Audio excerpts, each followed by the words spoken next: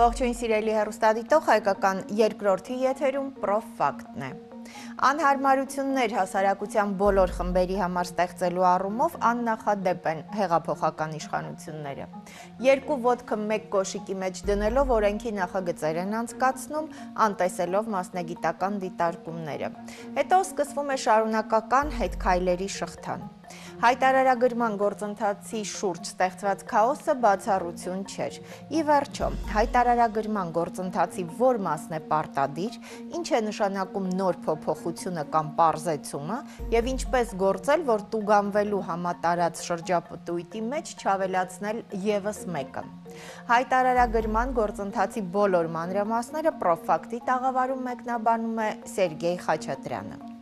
Սերգեյ Խաչատրյան, տնտեսագետ, 2011-ից 2016 թվականներին աշխատել է Ֆինրեսում որպես աշխատակազմի ղեկավար, 2019-ից մինչ օրս Safe Invest ՑՊ-ում որպես գործադիր տնօրեն։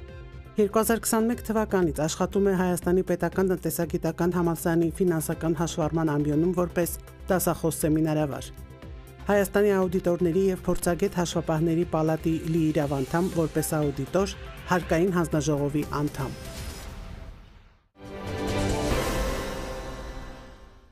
Բարի երեկո Սերգեյ, շատ շնորհակալ եմ, որ ժամանակ գտաք, մեր տաղավարում եք։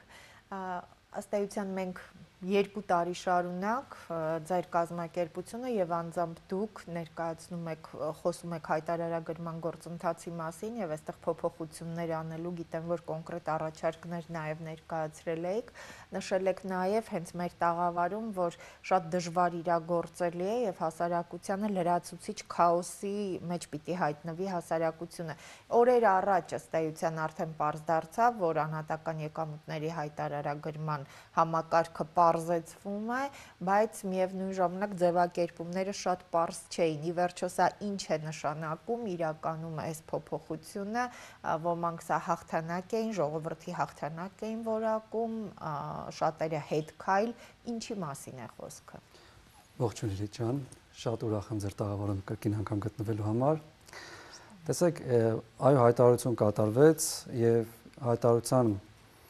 բնույթից ես կարող եմ ասել, որ դա պարզեցումը ձևական բնույթ է կրելու, այլ ինքը հիմնականում չեղարկման է համարժեք, ավելի շատ չեղարկման է մոտ, քան պարզեցման։ Ինչի մասին է խոսքը։ Մենք մինչև անհատական եկամուտների հայտարարումը 2023 թվականը ունեինք կարգավորում, երբ որ ֆիզիկական անձինք ստանում էին եկամուտներ, որոնք որ հարկային մարմիններում արտացոլված չէին, հարկային գործակալի կողմից չէր ներկայացում հաշվարկ հաշվետվություն, չէր վճարվում հարկերը, ֆիզիկական անձը պարտավոր էր ինքնուրույն տարեկան հաշվարկը ներկայացնել եւ վճարել հարկերը։ Այդ նույն կարգավորումներն են կարծես թե մնալու նոյեմբերի 1-ից հետո։ Իսկ այն եկամուտների մասով, օրինակ, մենք ստանում ենք աշխատավարձ, բնականաբար գործատու մեր փոխարեն որպես հարկային գործակալ ներկայացնելու է հաշվարկը, վճարելու է հարկերը։ Կամ բանկում ունենք ավանդներ, բանկը որպես հարկային գործակալ մեր փոխարեն վճարելու է հարկերը։ Այս դեպքերում արդեն պարտադիր չի լինի, իսկ այն դեպքերի համար, որ մենք ստանանք այլ եկամուտներ, որոնք որ հասանելի չեն լինի, բնականաբար պետք է ներկայացնենք։ Իսկ պարզեցումը այո ձևական բնույթ է կրում, որովհետև այն խոսույթը, որ ինքնաշխատ տարբերակով հարկային մարմինը կլրացնի, գիտեք, հարկային մարմինը ինքնաշխատ տարբերակով կարող է լրացնել, կարող է չլրացնել, դա ֆիզիկական անձին հետաքրքիր չի, որովհետև այդ առաջարկի սկզբանե մենք կատարում էինք, որ այսպես թե այնպես հարկային մարմիններում արտացոլվում է մեր աշխատավարձից եկամուտները։ Իսկ այն մնացած եկամուտների մասով ունեինք կարգավորում։ Իսկ հարկային մարմինը լրացուցիչ ծանրաբեռնել ինքնաշխատ լրացման համար, կարծում եմ այսօրվա ծանրաբեռված շրջանում դա տեղին չէ։ Բնականաբար իմ կարծիքը, որ դա չեղարկման է մոտ եւ համարժեք է չեղարկման, քան պարզեցում է կատարվել։ Այսինքն հիմա արդեն կամավոր բնույթ է կրում, կարող է մարդը ներկայացնել, կարող է ոչ։ Այո, կամավոր բնույթ է կրելու ինքը, բնականաբար տեսեք, այստեղ մենք խնդիր ունեինք նույնիսկ այն անձանց հետ, ովքեր որ խնդիր չունեին եկամուտներ թաքցնելու, ստվերում չէին, իրանք թափանցիկ էր իրենց եկամուտները, նույնիսկ այդ անձինք էին անտարբեր այս օրենքի պահանջին։ Բնականաբար եւ ստվերում գտնվողները եւ ոչ ստվերում գտնվողները այդ պահանջը լուրջ չեն ընդունել եւ չեն հայտարարագրելու, որովհետեւ մենք գիտենք մոտավորապես 110-120 հազար անձ է այս պահին հայտարարագրել, այնինչ 700,000-ից ավել անց պետք է հայտարարել։ Այո։ Իսկ այդ հայտարարողների մեծ մասը հիմնականում հանրային պաշտոն զբաղեցնողներ են կամ այն անձինք, ովքեր շահագրգռված էին եկամտային արկի վերադարձի մասով։ Իսկ անտարբերություն կար, մեծ անտարբերություն կա այս պահանջի նկատմամբ։ Այո, վերջին օրերին սկսվեց, քանի որ արդեն մոտենում էր ժամկետները, սկսվեց որոշակի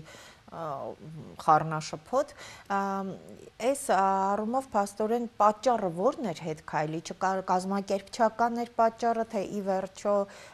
կարողացան տեսնել ու հասկանալ, որ որևէ բան չի տա, բացի լրացուցիչ ռեսուրս վատնելուց։ Լիլիթ ջան, նախ վերջնաժամկետը նոյեմբերի 1-ը մինչև լինել էր մայիսի 1-ն էր, ինքը արդեն մեկ անգամ հետաձգվել էր։ Պատճառը ըստ ինձ ավելի խորքային է, այն չի պատճառը, միայն անտարբերությունը չի։ Պատճառը օրենքներն ընդունողները, ես բազմիցս առիթ եմ ունեցել այս մասով ասելու, որ օրենքներն ընդունում են եւ գնում են տուն, չեն նայում, թե դրանից ինչ պետք է կատարվի։ Այս ալիքը բարձրացել է վերջի շրջանում, բայց դրա մասով քննադատությունները եւ առաջարկները կատարվել են ավելի վաղ շրջանում։ Դեռևս 2022 թվականի նախագծի տեսքով կար, թե ես, թե այլ մասնագետներ առաջարկ կատարել ենք, որ դա վաղ է Հայաստանի Հանրապետության համար այս պահանջը դնել եւ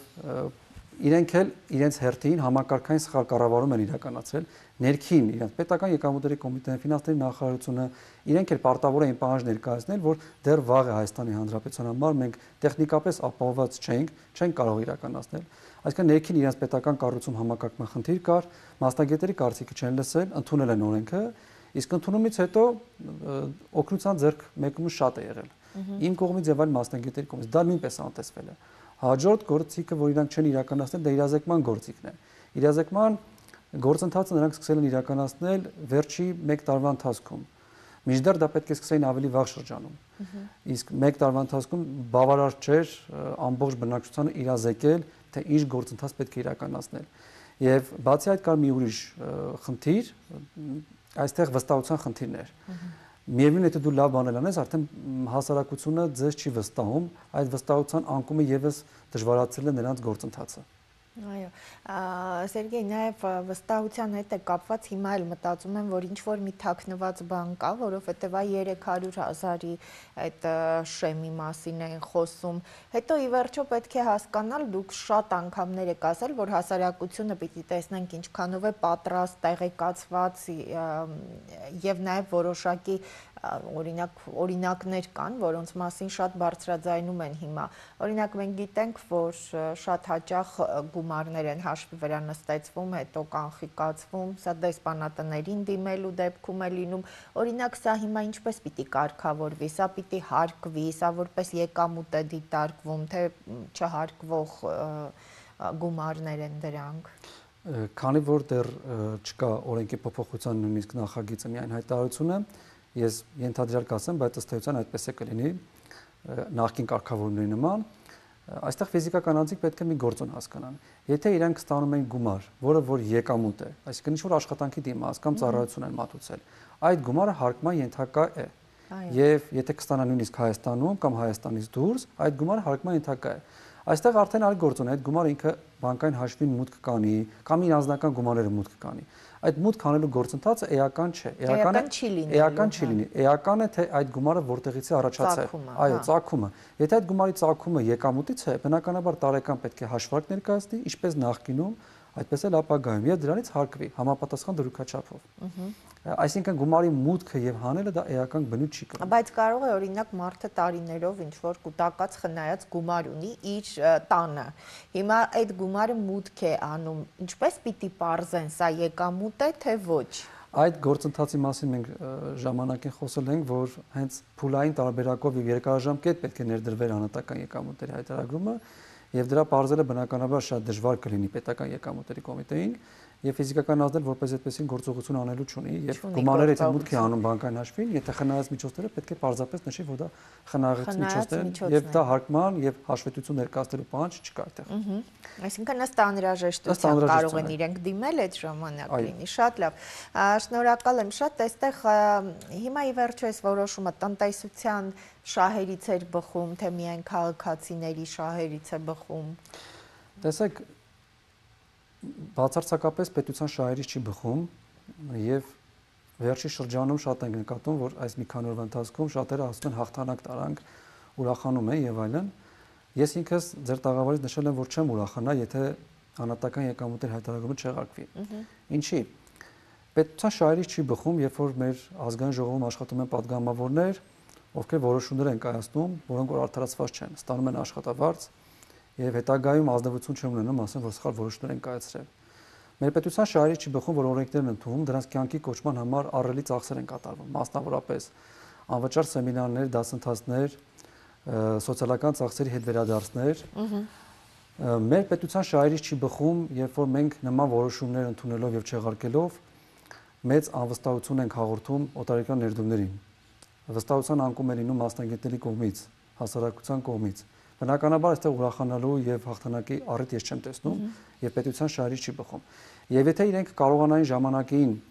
հեռանկարային մոտեցում դրսևորեին եւ լսեին մասնագետների կարծիքը, ես չեմ ասում, ես խելացի եմ ավելի քան իրենք կամ մյուս մասնագետները, բայց պետք է հաշվի առնեին մեր առաջարկները, միգուցե մեր առաջարկները իրենց օգտակար լինեին։ Նույնիսկ այս փուլում ընդունելը դա չէր օգնի։ Ժամանակին ընդունեին մեր առաջարկները, կկարողանային այս խնդիրը կարգավորեին, իրապես բարձեցում իրականացնել, իրապես ճկուն մոդելներ դնեին եւ ըստ ինձ անհատական եկամուտների հայտարարումը ինքը ավելի քաղաքակրթության մոտ մոդել է եւ այն մոդելը, որ կար Եվրոպայում, այդ մոդելով ներդրվեր մենք շահած դուրս կգայինք եւ քաղաքացիները եւ պետությունը։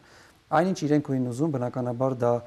եւ քաղաքացիների եւ պետության շահերից չէր բխում, բնականաբար դա տապալման ենթակա էր։ Եվ այս քայլով, այս չեղարկումով մենք եւս մեկ քայլ հետ գնացինք եվրոպական համակարգի մոդելներից։ Իսկ փուլային ինչ մոդել էինք ընտրել այսպես լրիվ նոր։ Այդ մեր ընտրած մոդելը բնականաբար դա մոդ չէր, այս ժամանակին եթե կատարային փոփոխություն իրապես դնեին սոցիալական ծախսերի հետ վերադարձի մեխանիզմը, որը որ կար Եվրոպայում, Ամերիկայում, իրապես շահագրգռեին նույնիսկ թափանցիկ բնակչությանը, այստեղ ես կրկնվում եմ, բայց թափանցիկ եկամուտ ստացող անձիկ նույնպես անտարբեր էին եւ իրենք խնդիր ունեին նաեւ այդ հատվածի հետ, նրանք նույնիսկ չէին հայտարարելու։ Բնականաբար սխալ մոդել էր ընտրվել եւ այդ մոդելը կյանքի կոչվել չէր կարող։ Շատ լավ, իսկ այս սոցիալական փոխհատուցումների մասով սա հիմնական այսպես ավելի գովազդվող հատվածներ, սրա վրա հիմնական շեշտ էին դնում դրանով, որ ուզում էին շահագրգռել նաեւ իրենց իրազեկման, հա, այդ ակցիայի շրջանակում փոխհատուցումների մասով շարունակվելու են եւ արդյոք շարունակելու են ստանալ այդ գումարները քաղաքացիները։ Թերևս այս ամեն ինչի մասին դեռևս չեն խոսում շատ եւ ըստ ինձ ամենացավոտ կետերից է, ճիշտ եք նշում Լիլիթ ջան, այս երկու սոցիալական ծախսերի փոխհատուցման մեխանիզմը նպատակը անհատական եկամուտների հայտարարումը կյանքի կոչելն էր եւ ստացվում է, որ անհատական եկամուտների հայտարարումը դառնում է կամավորության սկզբունքով եւ բնականաբար արդեն հետագայում հիմնականում կհայտարարեն հանրային պաշտոն զբաղեցնելով, որոշակի փոքր սեգմենտ ինքնուրույն կներկայացնի եւ այդ սոցիալական ծախսերի կրեդիտից օգտվողները։ Այս սոցիալական ծախսերի կրեդիտի մոդելը ինքը վտանգված է, որովհետեւ մեր պետության շահերից չի բխում, որ նա շարունակի մնա, մեկնաբանեմ ինչի, որովհետեւ ավելի խոցելի մենք տեղեր ունենք, օրինակ թոշակների մասով բարձրացման խնդիր ունենք, արդյոք նպատակահարմար կլինի դա շարունակի գործել, թե ոչ։ Բնականաբար ես կարծում եմ այս մասով փոփոխություն եւս կլինի։ Եվ դա եւս մեկ հետնահանջ կլինի։ Այսինքն մենք խրախուսում ենք, որ բոլոր իրենց եկամուտներ հայտարարեն, սոցիալական ծախսերի գումարները ստանան եւ հաջորդ տարիներին դա չգործի կամ ավելի սահմանափակ գործի։ Ես կարծում եմ այստեղ փոփոխություն կլինի, թերևս դրա մասին խոսակցությունը չկա։ Դեռ չկան, բայց ենթադրվում է, որ կլինի։ Ի վերջո, ՊԵԿ-ը տեխնիկապես Սերգեյ պատրաստ էր, ասենք, այս հայտարարման գործընթացը իրականացնելու, այսինքն մենք խոսում ենք անընդհատ, որ հասարակությունը պատրաստ չէր, շատ առանձնահատկություններ հաշվի չէին առնված, նույնիսկ իրազեկումը պատշաճ չէր կատարվում, բայց հենց պետեկամուտների կոմիտեն ինքը պատրաստ էր այս գործընթացը սկսելու, ի վերջո սա հսկայական ծանրաբեռնվածություն պիտի լիներ նաև։ Միանշանակ ոչ, ընդհանրապես պետական եկամուտների կոմիտեի աշխատանքը ես չեմ ուզում կապեմ իմ դիտողությունները եւ քննադատությունները որևէ անձի հետ, սկսած տեսուչից մինչեւ այլ պաշտոն զբաղեցնող անձանց, համակարգը ընդհանրապես շատ վատ է աշխատում, խաթարված է աշխատում վերջին ամիսներին, իսկ պետական եկամուտների կոմիտեի աշխատանքը այս բային հիմնականում կոշտ վարչարություն իրականացնելն է, ցավոք ոչ մասնագետերով համալրված հարկային ստուգումներ, հսկողություններ են իրականացվում, կոշտ քաղաքականության արդյունքում տնտեսությանը մեծ վնասներ են հասցնում, բիզնեսների բնական աշխատանքը խանգարելով, Կարծես թե այսօր պետական եկամուտների կոմիտեն հիմնականում զբաղված է այս գործընթացով։ Մինչդեռ կարծեմ 2025 թվականի ապրիլին էր, որ պետք նորանշանակ նախագահ այս հարցին, որ տեխնիկապես մեծ խնդիրներ են առաջանում, որպես այդպեսին բացատրություն տվեց, որ ավելի մեծամասշտաբ փոփոխություններ են կատարում տեխնիկապես ապահովելու համար։ Ես այդ ժամանակ որևիցե քննադատությունով կամ դիտողություններով հանդես չեմ եկել եւ ըմբռնվով եմ մտածել իրավիճակին, սակայն անցել է 5 ամիս որևիցե փոփոխություն չկա։ Եվ ինչ է կատարվում, եթե այսօր պետական եկամուտների համակարգը չի աշխատում եւ տնտեսությունը կանգնում է դրանից, այսինքն տնտեսվարողները չեն կարողանում վաճառքներ իրականացնել, չեն կարողանում հաշվետվություններ հանձնել։ Ստացվում է, որ մենք մեծ վնասներ ենք հասցնում տնտեսությանը, չկատարելով այսօր չնչին ծախսեր։ Այն հարցին, որ պետք է պետական եկամուտների կոմիտեն մի քանի սերվերներ ավելացնի, որպեսզի կարողանան սպասարկել բնակչությանը, պատասխանը եղավ այն, որ այդ սերվերների փոխարեն մենք հիմա անցնում ենք անպային տարբերակին, շատ լավ, եկեք անցնենք անպային տարբերակին։ Բայց եթե հաշվարկ կատարենք այս 5 ամսվա ընթացքում, որքան եկամուտներ են կորցրել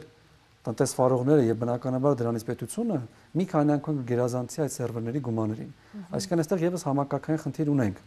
Իսկ ինչ վերաբերում է անհատական եկամուտների հայտարարման սպասարկմանը, մենք 2023 թվականի հունվարի 1-ից պետք է արդեն որոշակի քանակ ներկայացնենք, բայց հայտարարագրի ձևը ներկայացվեց 2-3 ամիս ուշ, արդեն պատրաստ չէին, եւ հոկտեմբեր ամսինից վերջին ամսում բացի 100,000 տնտեսվարողներից, մոտավորապես 100,000 տնտեսվարողներից, եւս 500-600,000 քաղաքացի պետք է հայտարարի ներկայացնեն, այսինքն օգտվեին համակարգից։ Բնականաբար համակարգը այսօր իսկ գրեթե չի աշխատում։ Մեծ սթրեսի է ենթարկում թե տնտեսվարողներին, թե հաշվապահներին։ Բնականաբար պատրաստ չէր եւ այն ժամանակ 2022 թվականին, որ օրենք ընդունվում էր, հենց իմ ասելիքը այն է, որ պետական եկամուտների կոմիտեն ինքը պետք է հանդես գար, որ մենք դեռ պատրաստ չենք տեխնիկապես։ Կանգնեցրեք այս գործընթացը, երբ որ պատրաստ կլինենք, սկսենք։ Այո, ըստ էության այստեղ այդ ժամանակ լռել են, մտածում են, որ ամեն ինչ որ պահի կհասցնեն։ Դուք առիթ ունեցել եք խոսելու եւ շատ կարեւոր է, որ ձեր եւ քննադատությունը, այսինքն որ հասարակության համար անհարմարություններ են եւ այլն անընդհատ ստեղծվում հարկային դաշտից սկսած մինչեւ տեղական ինքնակառավարման հարկերի турքերի փոփոխությունները, սա տեսանելի է, սա զգում ենք, բայց ըստ էության պետությանը, նաեւ պետությանն ու տնտեսությանն է վնաս հասցվում։ Դուք շատ առիթ ունեցել եք խոսելու, որ պլանավորման հետ խնդիր ունեն, այսինքն պետությունը չի կարողանում կանխատեսելի պլանավորում իրականացնել առաջիկա ժամանակի համար, այդ թվում նաև տնտեսության մեջ։ Բնականաբար, այստեղ մենք խնդիր ունենք որոշում կայացնողների մասնագիտական փորձի հետ, այսինքն իրենք որոշումներ են կայացնում, չունեն համապատասխան փորձառությունը, պրոֆեսիոնալ չեն եւ համակարգային բացթողումները բերում հանգեցնում են այսօրվա խնդիրներին։ Տեսեք, շատ ճիշտ եք ասում, ես բազմաթիվ առիթներով նշել եմ, որ այս փոփոխությունը մեր Հայաստանի համար չի, բայց ես նաև այդ փոփոխություններին եմ նույնպես անդրադարձել, որ այսօր այդպես չի քննարկվում։ Մի շարք օրենսդրական փոփոխություններ կան, որոնք որ կատարվել եւ չեղարկվել են, ուղղակի հանրային իրանք տարածում չեն ունեցել։ Կան օրենքի պահանջներ, որոնք որ ընդունվել են, բայց դրանք դեռևս թղթի վրա են։ Օրինակ անկախակի մասին օրենքը ունի մի շարք բացթողումներ, մինչ այսօր չի կարգավորվել։ Օրինակ դրամարկային գրքերի էլեկտրոնային տարբերակի լրացումը եւս ունի խնդիր, որը հաշվապահները ավելի շատ ինձ հասկանան, թե ինչի մասին է խոսքը։ Եվ համակարգային այս մոտեցումը, որ ունեն իրենք, օրենքները ընդունելուց առաջ, մասնավորապես այսպիսի օրենքները, որոնք որ մեծամասշտաբ են, չեն կատարում համարժեք քննադատությունները, չեն լսում, փոփոխության առաջարկները չեն լսում, այսինքն այդ լսումների ժամանակ ինչն է որ արտահայտվում ենք, սակայն օրենքի քննարկման ժամանակ բարձրաձայնվում է, որ այո, տարբերակներ կան եւ ես այն ասում եւ նա այն ասում, բայց հիմնականում քննադատություններ եւ կողմ չէին այս օրենքի ընդունմանը։ Օրենքը ընդունում են,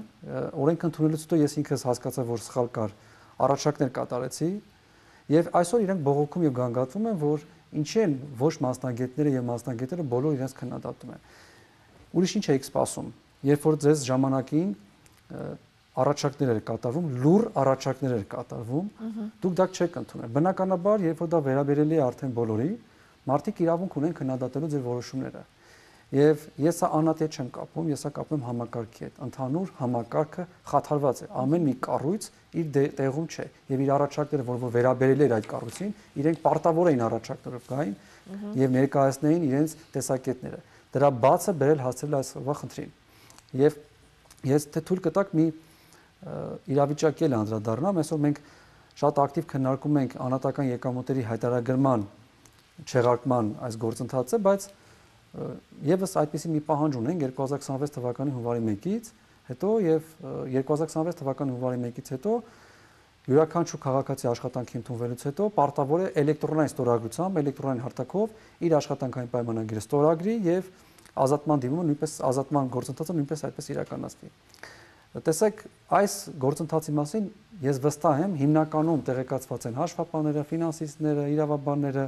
եւ որոշակի զանգված բիզնես ոլորտի հետ առնչվող։ Բայց այն քաղաքացիները, ովքեր որ պետք է աշխատանքի ընդունեն հունվարի 1-ից հետո, ես վստահաբար կասեմ, որ շատերը չունեն էլեկտրոնային ստորագրություններ։ Եվ ինչ իրավիճակ է ստեղծվելու։ Գործատուն աշխատողին աշխատանքի ընդունելուց մինչև աշխատողը էլեկտրոնային ստորագրություն հանի, ստիպված պետք է մի քանի օր սպասի, որ աշխատողը հանի էլեկտրոնային ստորագրություն։ Այստեղ մենք տնտեսվարողին անհարմարություն պատճառեցինք։ Կամ եթե գործատուն ստիպված կընդունի աշխատանքի առանց էլեկտրոնային հարթակում գրանցմանը, մենք վարչարության նոր ռիսկ ենք ավելացնում հարկատուի մոտ։ Եվ այս մասով ավելի հեռանկարային նայելով առաջարկը կատարվել է 2-3 ամիս առաջ։ Եկեք հրաժարվեք այս մոդելից կամ առնվազն 1 տարի հետաձգեք, տեսնենք ինչ անհատական եկամուտների հայտարարում ինչպիսին կստացվի, կյանքի կոչվի թե չէ։ Պատասխանը բնականաբար մերժվել է, երկրորդ առաջարկն է ուղարկվել։ Եվ եթե հիմա հունվարի 1-ից հետո այս իրավիճակը կյանքի չկոչվեց, խաթարված աշխատեց, բիզնեսի վնասներ հասցրեցին, այսինքն բիզնեսը ստիպված աշխատողին ընդունեց աշխատանքի, բայց հայտարարությունը չի ներկայացել, ստացվում է չգրանցված աշխատողի ռիսկ է վերցնում իր վրա։ Այս բոլոր պատասխանատվությունը պետք է վերցնեն այդ որոշում կայացնողները։ Իսկ որոշում կայացնողները հետեւյալ են ասում. դե որ մենք սխալ որոշում ենք կայացնում, մեզ մի ընտրեք եւ վերջ։ Բա ելուր մնաց ձեր բարեխղճությունը, ձեր պատասխանության զգացողությունը։ Չէ՞ որ դուք աշխատավարձ եք ստանում հենց որոշումներ կայացնելու համար։ Ստացվում է ձեր կայացած որոշումները արդարացված չեն եւ դուք հիմա որ ընդունում եք քննադատություններ, դա առնվազն պատիժն է, այսպես ասած ճակերտների մեջ, որը ստանում եք։ Այո, շատ թեթև ըստ էության։ Բնականաբար հիմա փաստորեն հայտարարագրման հետ սա առնչություն չունի էլեկտրոնային ստորագրությունը եւ հիմա ինչ պետք է անել, այսինքն մարդիկ այսպես թե այնպես բոլորը պիտի ունենան էլեկտրոնային ստորագրություն, ովքեր որ օրինակ չեն պլանավորում հունվարի 1-ից հետո աշխատանքի ընդունվել կամ ազատվել, չնայած պլանավորել երևի այս բառը ճիշտ չէր, բայց այո, ստացվում է, որ էլեկտրոնային ստորագրությունը մեր կյանքում դա պարտադիր է եւ հունվարի 1-ից հետո դա մեր համար կիրառելու է լինելու եւ պետք է մտնենք համակարգ, ինքնուրույն ստորագրենք։ Ես վստահ եմ, շատերը իրազեկված չեն եւ այստեղ արդեն էլի ուշացրել են իրենք իրազեկման գործընթացը։ Իրազեկում իրականացվում է հիմնականում սեմինարների տեսքով հաշվապահների մոտ։ Տեսեք, իրենք ինչու են սխալվում, հիմնական օրենքների պահանջները, որ դրել են, հաշվապահները հնարավորինս տեղեկացված լինելով, այդ օրենքի պահանջները կյանքի կոչել են։ Բայց այն օրենքները, որոնք վերաբերելի են քաղաքացիներին, անհրաժեշտ չէ միայն հաշվապահներին իրազեկել, դա պետք է իրազեկել ամբողջ հանրությանը։ Իսկ հանրությունը դրա մասին իրազեկված չի։ Եվ ինչպես է հունվարի 1-ից հետո քաղաքացին աշխատանքային պայմանագիրը ստորագրել էլեկտրոնային տարբերակով։ Ընդ որում 2025 թվականի հուլիսի 1-ից հետո անցումային շրջանով օրենքը պահանջի մեջ է մտել եւ պետական մարմինների աշխատողների համար դա պարտադիր է եղել։ Այստեղ նույնպես պետական եկամուտների համակարգը չի եղել, այսինքն այդ հաշվետվության ձևը պայմանագրի էլեկտրոնային ստորագրության տարբերակը հուլիսի 1-ից հետո չկար։ Եվ մինչ այսօր կա թե չկա, ճիշտ ասած տեղեկացված չեմ, բայց հուլիսի 1-ից հետո 1 ամիս, 2 ամիս հետո չի եղել։ Այսինքն այստեղ էլ պատրաստ չեն եղել։ Եվ այդ ընթացքում առաջարկը մերժվել է։ Սերգեյ, այս դեպքում եւս մեկ հարց սրա հետ կապված միջանկյալ, այսինքն սա կարող է վերաբերել օրինակ թոշակառուներին կամ թոշակի այդպես պատրաստվող, հա, անձանց կարող է վերաբերել էլեկտրոնային ստորագրությունը, որովհետեւ մենք այս նաեւ սոցիալական խմբի, այս տարիքային խմբի հետ խնդիր կարող ենք ունենալ։ Եթե մենք բացառում ենք անհատական եկամուտների հայտարարումը, ստացվում է, որ եթե թոշակառուները այլ եկամուտներ չունեն եւ անհատական եկամուտների հայտարարում չպետք է իրականացնեն եւ վարձու աշխատող չեն հանդիսանում, իրենք նույնպես էլեկտրոնային ստորագրություն անհրաժեշտ չի, ստացվում է, որ իրենց էլեկտրոնային ստորագրություն այս փուլում անհրաժեշտ չի, թեպետ ապահովված չենք ինչ-որ նոր օրենսդրական առաջարկով, որը որ կարող է մեր կյանքը ավելի լարել եւ բարդացնել։ Շատ լավ, շնորհակալ եմ։ Իսկ ձեր կարծիքն եմ ուզում իմանալ, Սերգեյ, որովհետև ինչպես նշեցի, շատ այդ կանխատեսումները այսօր մենք տեսնում ենք, որ իրականություն են դառնում տարբեր ասպարեզներում օրենքների փոփոխությունների հետ դուք այդ մասին խոսել եք, համենայն դեպս հիմա այս հայտարարագրման հետ կապված տեսանք, որ իրականացավ ճիշտ նույն սցենարով։ Ինչ եք կարծում, սա ժամանակավոր նահանջ է, թե վերջնական հրաժարում է եկամուտների համընդհանուր հայտարարագրման գաղափարից, դուք նշեցիք, որ սա ըստ էության չեղարկում էր, ոչ թե նահանջ, սա վերջնական հրաժարվեցին, թե Իմ կարծիքով այս փուլում վերջնական հրաժարում կլինի եւ մոտակա ժամանակահատվածում այս մասով այդ նահանջը կլինի եւ նոր փոփոխություններ չենք ունենա, թեպետ ես ինքս կարծում եմ շատ ուրախ կլինեմ, որ մեր հասարակությունում հարկային քաղաքականությունը այնպես լինի մշակված, որ յուրաքանչյուր քաղաքացի մեծ սիրով իսկապես հարկերը վճարի, չունենանք ստվեր եւ վստահություն ունենա իշխանության նկատմամբ, որի վճարված հարկերը օգտագործվում են օպտիմալ եւ իրականում իշա մեր պետությանն է ծառայում, այդ ամբողջ համակարգը երբ որ լինի, բնականաբար անհատական եկամուտների հայտարարումը եվրոպական մոդելով նաեւ քաղաքացիների շահերից է բխում։ Բայց քանի որ մենք այսօր ունենք վստահության մեծ պակաս որոշում կայացնողների նկատմամբ եւ նրանց մոտ նաեւ օգտագործումը մեր ֆինանսների մասով մեծ խնդիր է, բնականաբար այս փուլում դա իրականացնելը իմ կարծիքով անհեթեթ է։ Եվ դա հետագա մի քանի տարի հետո, երբ որ մենք ունենանք մեծ վստահության մթնոլորտ, կարելի է բերել եւ հարկային քաղաքականությունը շատ կարեւոր է, որովհետեւ այսօր հարկային քաղաքականությունը թույլ չի տալիս շատ բիզնեսների, շատ ոլորտների ամբողջությամբ թափանցիկ աշխատել։ Այսինքն վարչարությունը երբ որ կմեղմանա, մարդիկ ինքնակամ ամեն ինչ կանեն։ Այսինքն այսքան մեծ ճնշում անհրաժեշտություն չի լինի։ Այս փուլում ինքը վերջնական կլինի եւ նորից նույնիսկ 2 տարի նույն կառավարությունը կամ այս կառավարության այս քաղաքականության մոդելով եթե պահանջը դրվի, միևնույնն է ինքը տապալման ենթակա է լինելու։ Հույս կա, որ այս դեպքում արդեն եթե նոր մոդելի կամ ինչ-որ շարունակելու փոփոխությունների անհրաժեշտություն լինի, հաշվի կառնվեն մասնագետների կարծիքները կամ կհրավիրվեն քննարկման։ Ես շատ կուզենայի, որ ինքը կյանքի կոչվեր եւ այն կյանքի կոչվեր կամաց մեր կյանք մտներ եւ մենք կարողանայինք դա իրականացնել եւ հասկանանք, որ այդտեղ միայն թակարդի եւ իր լավ կողմերն եկային։ Առաջարկներն արել ենք, որ ինչ-որ շեմ սահմանվեր, բարձր եկամուտ ստացող անձինք հայտարարագրեին եւ եկամուտերի հետ վերադարձը վերաբերելի լիներ բոլորին, դա ամենակարևոր թիրախային գործոնն է, որ մենք, բայց առաջարկների մեջ ավելի մանրամասնել էինք, թե ավելի ճյուղավորել էինք որտեղ կարելի ուներ, այդ մոդելով փուլային տարբերակով, այսինքն այս փուլը կիրառվեց, 1-2 տարի կյանքի կոչվեց եւ դրանից հետո կամաց ավելի տարածել դարձնեին։ Իսկ չեմ կարծում կլսեն, որովհետեւ առաջարկները, որոնք որ կատարվում են, օբյեկտիվ, ընդ որում գանգատնելու մեջ, որ գանգատվում են քննադատություններից եւ նշում են, որ իրենց գանգատման մեջ նշում են, որ անդիմադիրները միայն ջանքեր են գործադրում իրանց իշխանությունից հանելու եւ իրենք ինչ են առաջարկում, պետք է այստեղ հստակ նշել, որ նախ ձեզ քննադատողները եւ դիտողություն անողները, առաջարկություն կատարողները միայն անդիմադիր չեն։ Ես ինքս ոչ մի քաղաքական գործընթացի չեմ մասնակցում եւ առաջարկությունները կատարել եմ, դուք ինչի եք իմ առաջարկները կամ մյուս մասնագետների առաջարկները փաթեթավորում ընդդիմադիր ուժի հետ եւ անտեսում։ Բնականաբար ես կարծում եմ, որ իրանք ոչ մի տարբերակ, ոչ մի օբյեկտիվ առաջարկ այսօր լսելու չեն, ունակ չեն եւ իրենց այսօրվա իշխանության գլխավոր խնդիրներից մեկը կայանում է նաեւ չլսելու գործոնը։ Այո, բոլոր ասպարեզներում երևի այսպես է, նաև անդիմադիր ասելով, պրոֆեսիոնալ մարդիկ իրենց քաղաքական հայացքները կարող են կապ չունենալ իր պրոֆեսիոնալ գործունեության հետ ի վերջո նաև։ Ես ինձ չեմ համարում ամենագետ, ես ինձ չեմ համարում, որ իրենցից ավելի շատ տեղեկացված եմ, բայց փաստ է, որ ես 2 տասնամյակ ոլորտում աշխատում եմ եւ բազմաթիվ փորձառություններ ունեցում հանցել եւ կարող եմ միգուցե ինչ-որ առաջարկ կատարել, որը որ ի օգուտ լինել։ Այո։ Որը որ պիտի քննարկման կարելի է դնել։ Ինչու է կանտեսում իմ եւ համանման մասնագետների, նույնիսկ անդիմադիրների առաջարկը։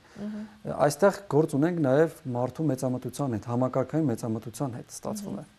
Եթե դու չես լսում առողջ քննադատությունները կամ առաջարկությունը, որ նույնիսկ կարող է քեզ օգնել, դա մեծամտության գործոնի հավասար է։ Շնորհակալ եմ։ Ես եմ շնորհակալ։ Սիրելի հեռուստադիտողներ, հայկական երկրորդի եթերում պրոֆակտն է, իրականում բառերի այսպես շարունակական անընդհատ տարբեր կերպ մեկնաբանվում են, իշխանությունները ուղղակի սովորականի պես, ինչպես բոլոր մյուս հարցերում, նաև այս հարցերում չեն կարողանում մասնագետների կարծիքը լսել, քննարկման դնել, եւ ըստ էության հիմա արդեն գործընթացը սկսված է, պարզեցում անունը կլինի թե ինչ, բայց եկամուտների հայտարարագրման, անհատական եկամուտների հայտարարագրման այս համակարգը այս պահին չի ներդրվում, սա չեղարկվում է, որոշակի իհարկե մանրամասներին լրացուցիչ երևի կծանոթանանք, երբ դրանք իրականանան, ամեն դեպքում դժվար է իրականում առանց մասնագետների հասկանալ, կողմնորոշվել, հիմա ի վերջո ինչ քայլ պիտի անել, որ տուգանքի մատերիալ դառնալու այս կաթսայի մեջ նորից չհայտնվել։ Ամեն դեպքում, որ ասպարեզում էլ լինի, ամենակարևորը իսկապես պրոֆեսիոնալների կարծիքը գնահատելն է, որովհետև շատ էական ու շատ դիպուկ նկատառում Սերգեյ Խաչատրյանից ամենակարևորն այն է, որ այստեղ տուժում են եւ հասարակությունը եւ պետությունը։ Ինչի համար ենք անում այս ամենը, ուղղակի որ ասենք, որ մենք ինքնուրույն ինչ-որ բան ենք արել, այս տրամաբանությամբ երևի կապրենք մինչև ընտրությունները։ Շնորհակալ եմ, որ հետևում եք մեզ։